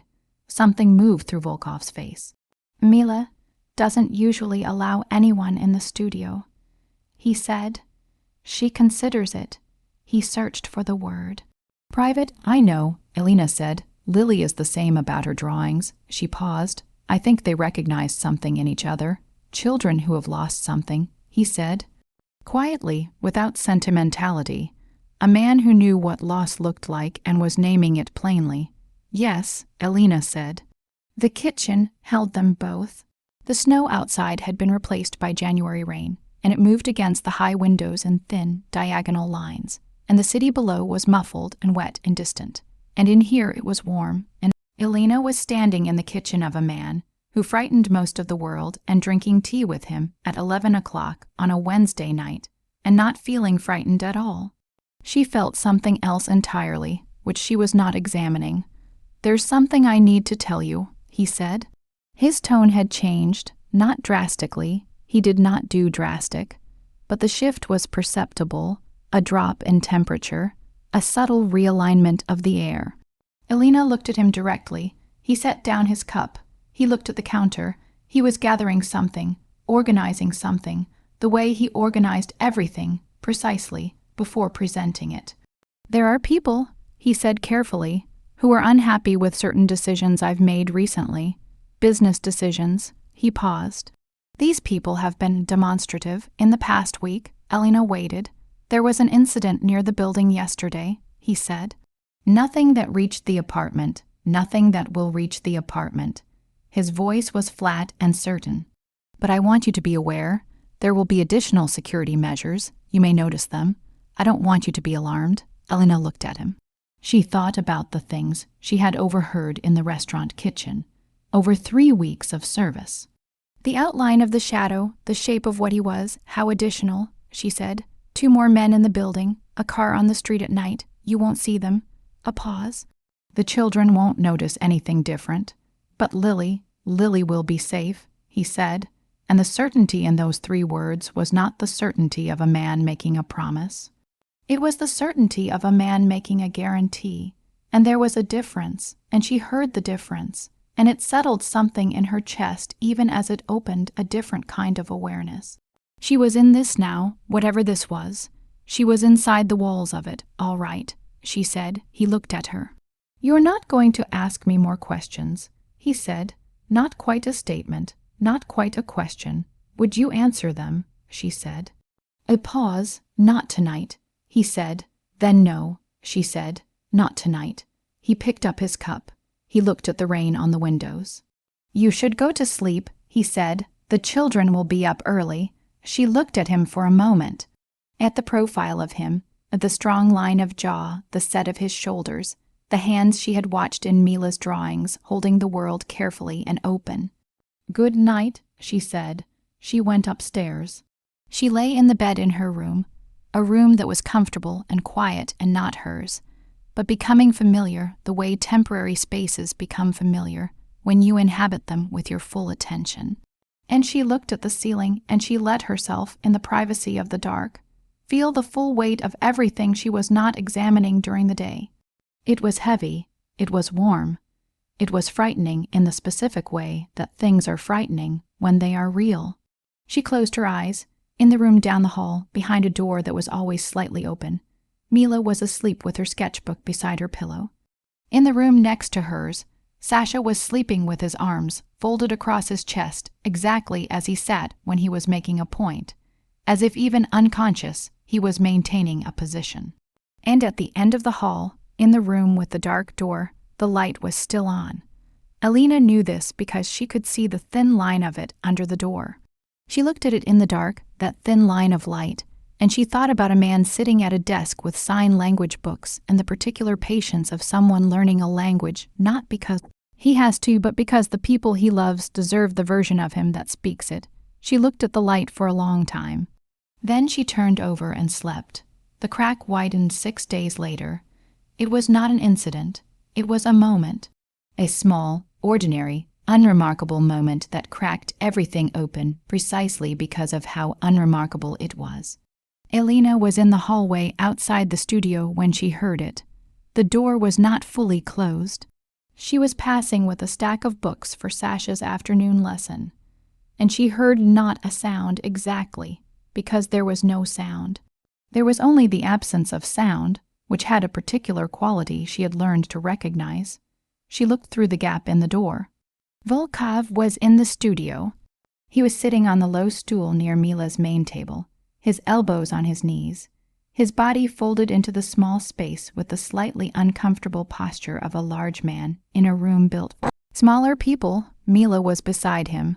She had her sketchbook open, and she was showing him something, turning the pages slowly, one by one, pausing at each one to sign something, explaining, narrating, and he was watching her hands, watching her face, following every sign with the complete, total, absolute attention that she had previously only seen him direct at the room when he was assessing a threat. He was attending to his daughter, fully, without distraction, without the quality of performing attention, the polite adult attention that hovers above the surface of what a child is saying. This was real. This was a man who had gone into a room and sat on a stool that was too small for him and was letting his 7-year-old daughter show him her interior world, page by page, sign by sign. Mila paused at one of the pages. She looked at it. Then she looked at her father. She signed something. Elena was at the wrong angle to fully read only 2 signs, small and careful. Volkov looked at the page for a long time. Then he looked at his daughter. He reached out and placed his hand very gently on the top of her head. Once, just that, a brief, careful touch. Mila leaned sideways and put her head against his arm. Neither of them signed anything. Elena stood in the hallway with the stack of books against her chest, and she did not move for a long time. She could not move. She was watching something that was private and enormous and real, and she understood that she was not supposed to see it, not because it was secret, but because some things between a parent and a child belong only to them, sealed in their own atmosphere, and you can witness them, but you cannot enter them. She stood there and she felt something break open in her chest, not painfully. The way things break open when they have been closed too long and the pressure finally exceeds the containment. Something that had been very tightly controlled for a very long time, carefully named as professional, carefully categorized as circumstantial, carefully kept in the set, a side place where she put things she couldn't afford to feel. It broke open, quietly, in a hallway outside a studio where a man was letting his daughter lean against his arm. She turned and walked away before either of them saw her. She went to the kitchen. She set the books on the counter. She stood at the sink, and she ran cold water over her wrists, the way she sometimes did when she needed to bring herself back to the surface of things. She stood there until she was certain her face was correct. Then she picked up the books and went to find Sasha. She was in the kitchen at 6:30 the next morning when Volkov came downstairs. He stopped when he saw her. She was standing at the counter with coffee, Lily's lunch being assembled in front of her. The particular focused morning energy of a woman who has always done 6 things before 7 a.m. "You're up early," he said. "Lily has an appointment at 8, she said. "Therapy." She paused. "Tuesdays and Thursdays. I mentioned it. I remember," he said. He poured coffee. He stood at the counter. The morning had its own quality, preed. On gray through the high windows, the city still quieter than it would become. He said without preamble, "The men I told you about, the situation has developed." She looked at him. The assembly of Lily's lunch paused. "How?" she said. "They know about the children," he said. His voice was flat, precisely flat, the voice of a man who has taken a very alarming thing and compressed it into a shape small enough to say aloud. "They know about the apartment. They are making it known that they know." Elena looked at him for a long moment. "What does that mean practically?" she said. "For us, for the children. It means we will be relocating for a period, to a more secure location." A pause. "The children will need to be prepared." I need another pause, the kind that cost him. "I need them not to be frightened.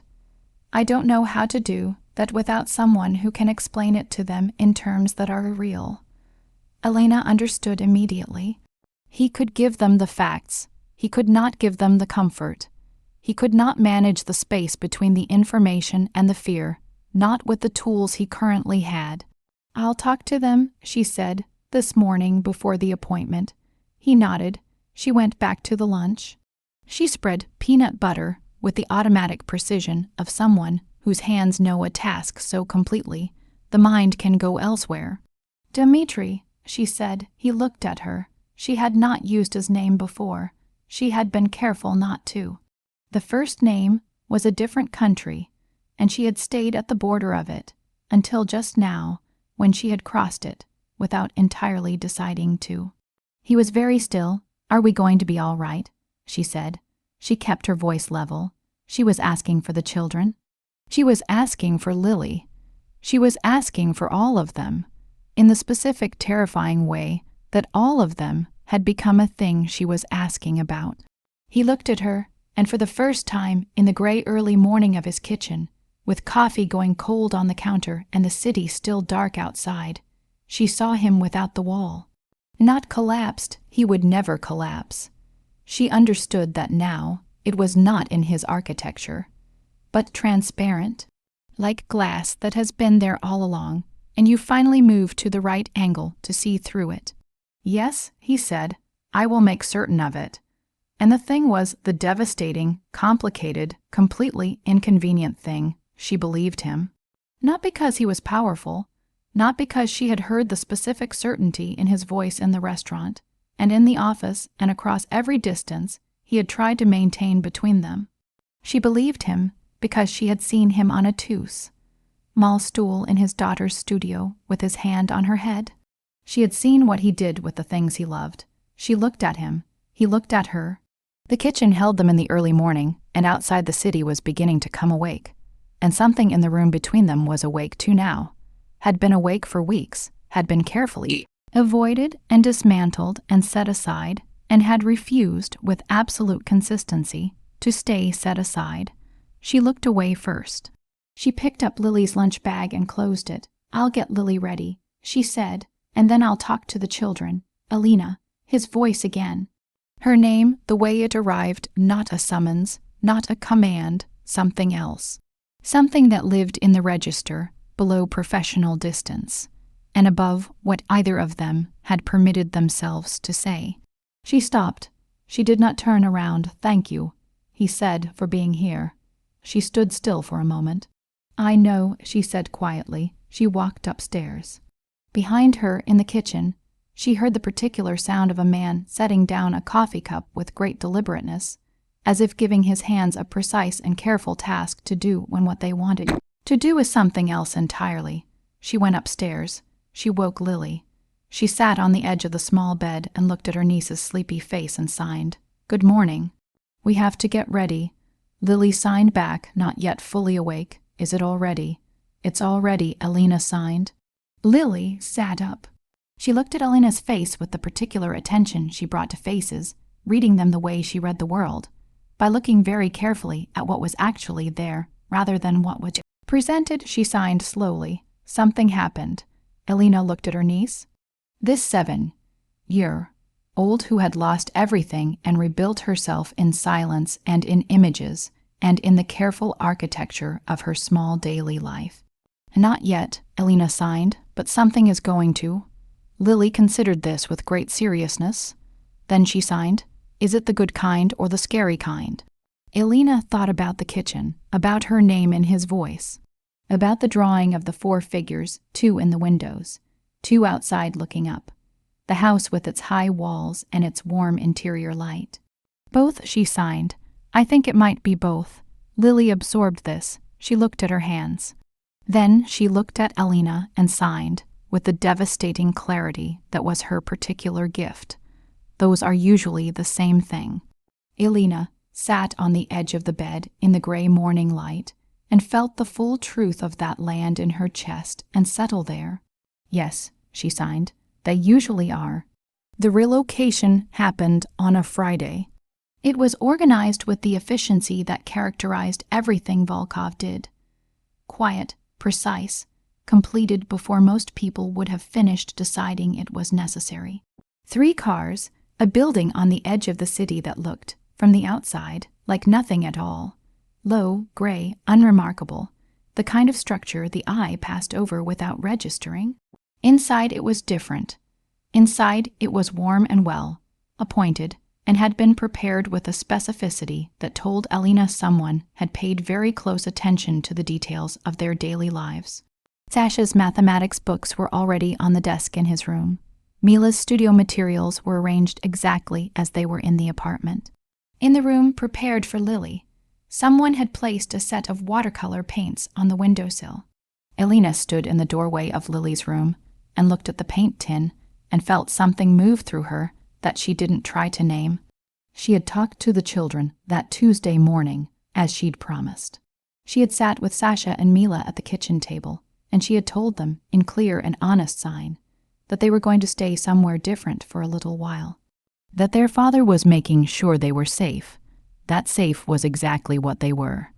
Sasha had listened with his arms folded and his expression doing rapid, internal calculations. Then he had signed. Is it because of the men who don't like our father's decisions? Alina had looked at him steadily. Where did you hear about that? I hear everything, he signed. People forget I can't hear them talking and assume I can't understand what they're doing either. It's a common mistake. Alina had held his gaze for a moment. Then she had signed, yes, but your father is handling it.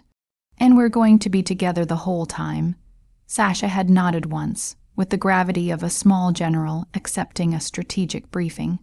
Mila had not signed anything during this conversation. She had sat with her hands in her lap and her sketchbook closed in front of her, and she had watched Alina's face with those deep, serious eyes. When Alina finished, Mila had reached across the table and taken Alina's hand and held it, and looked at her with an expression that said everything she chose not to sign. Alina had held her hand and not looked away. Now, in the new building, in the first evening of displacement, the household reassembled itself around its own rhythms with the resilience of people who have learned that home is not a place but a collection of habits and presences, a Gata-made dinner. Sasha found the mathematics books and was immediately absorbed. Mila set up her studio materials with precise and focused attention, and within the hour the sketchbook was open and the charcoal was moving and the room was hers.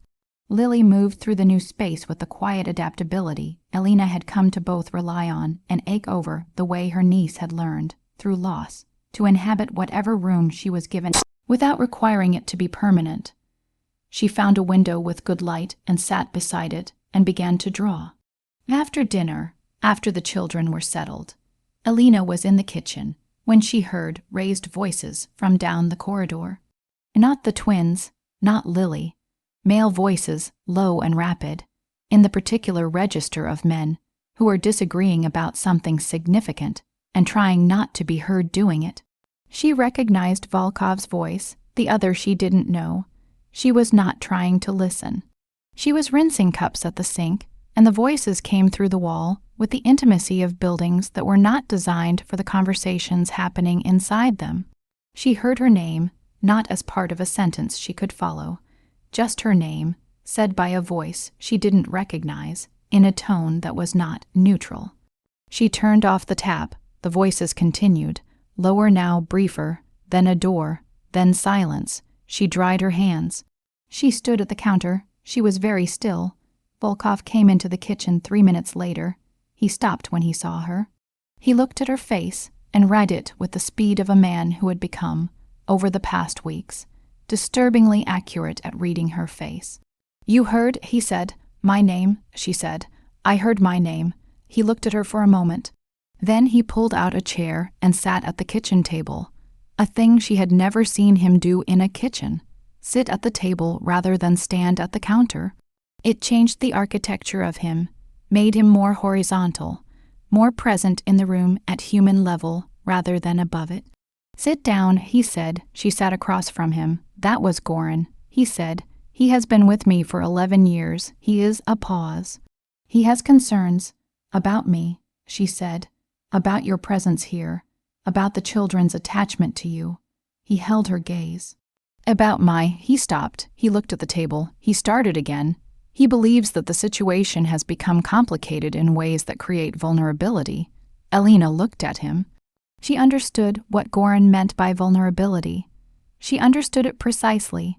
Is he wrong? She said. The question landed in the room. It sat there between them, entirely still, entirely exposed, with nowhere to go and nothing to hide behind. Volkov looked at her, the winter eyes, the wall.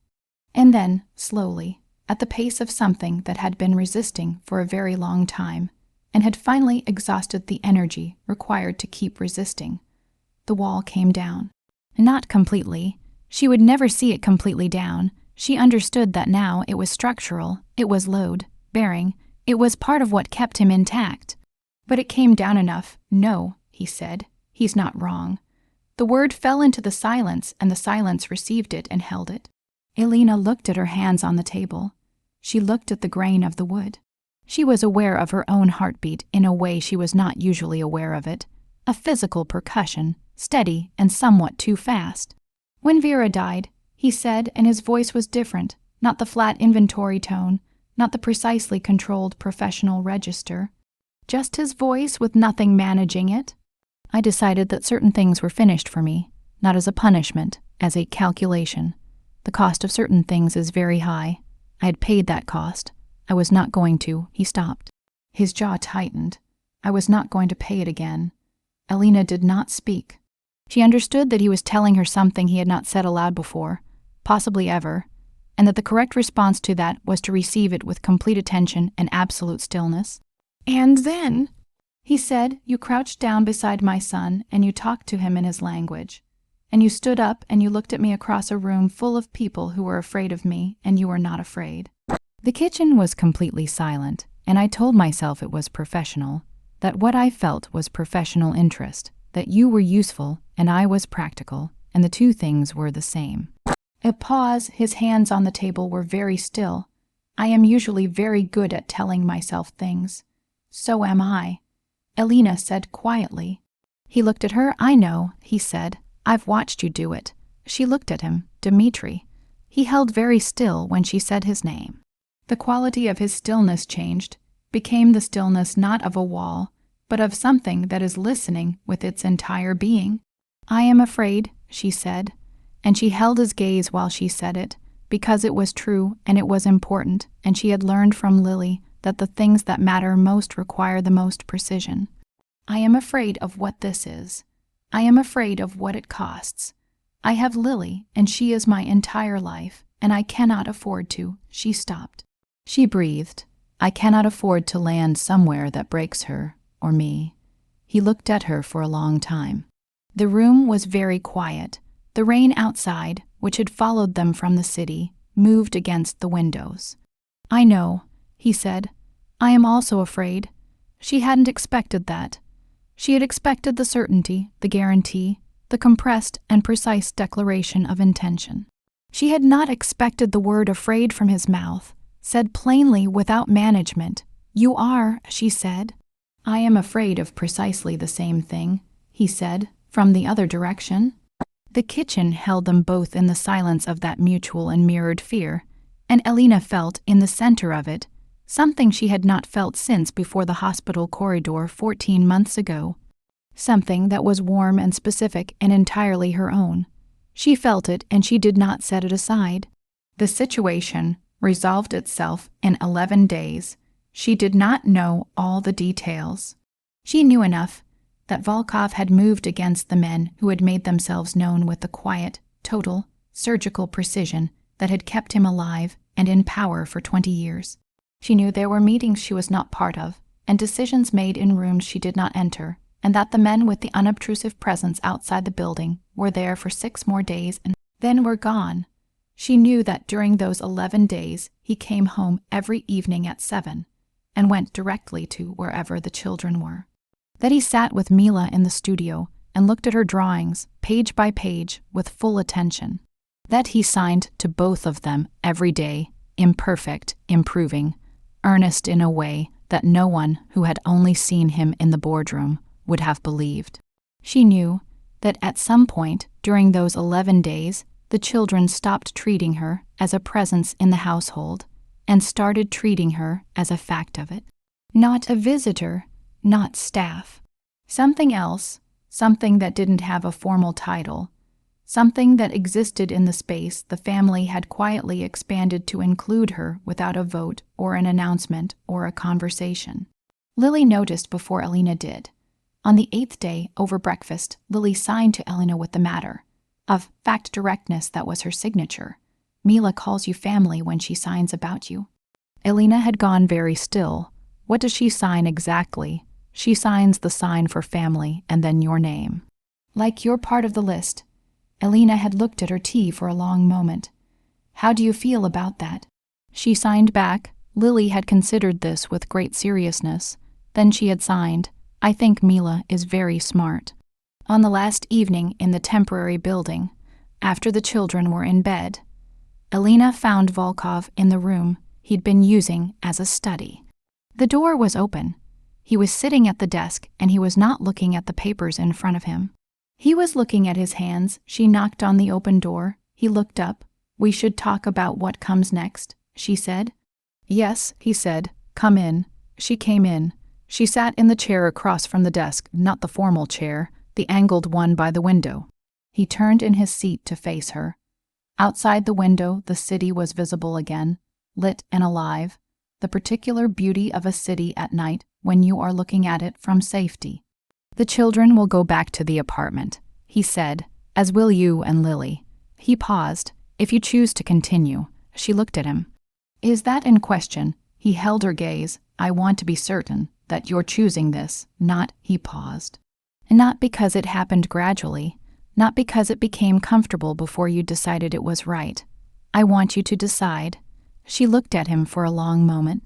She thought about everything she had told herself over the weeks, all the firm and reasonable things, all the careful distinctions she had drawn between professional and personal, all the set aside places. She thought about the kitchen and the studio and the Toos, mall stool. She thought about her name in his voice, saying it like it was familiar. She thought about Lily's drawing, the 4 figures, the house with its warm interior light. I'm choosing this, she said. He looked at her. Something in his face moved slowly, like ice at the very first edge of a thaw, not dramatic, not sudden, but real.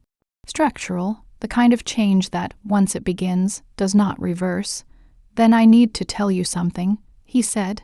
His voice was careful, the care of someone who has been carrying a thing a long time, and is about to set it down. She waited the night Vera died. He said, I was not there. I was in a meeting. There were things happening in the business that required. He stopped. He looked at his hands. I had been told the roads were clear. They were not clear, and she was driving home from a dinner I had been supposed to attend and hadn't. He looked at her. I have carried that for 4 years. The room received this, the weight of it, the specific, particular, devastating weight of a guilt that has been lived inside every day for 4 years. Elena looked at him. She did not say it wasn't his fault, because she understood that guilt of this shape did not respond to absolution. It responded only to time and to honesty and to being seen. Does anyone else know you carry that? She said. No, he said. Then thank you, she said quietly, for telling me. He looked at her.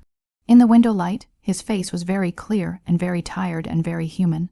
The face of a man who has been powerful for so long that being seen clearly by another person had become, in itself, act of courage. She stood up. She crossed the room. She stood in front of him, and she reached out and placed her hand against his jaw.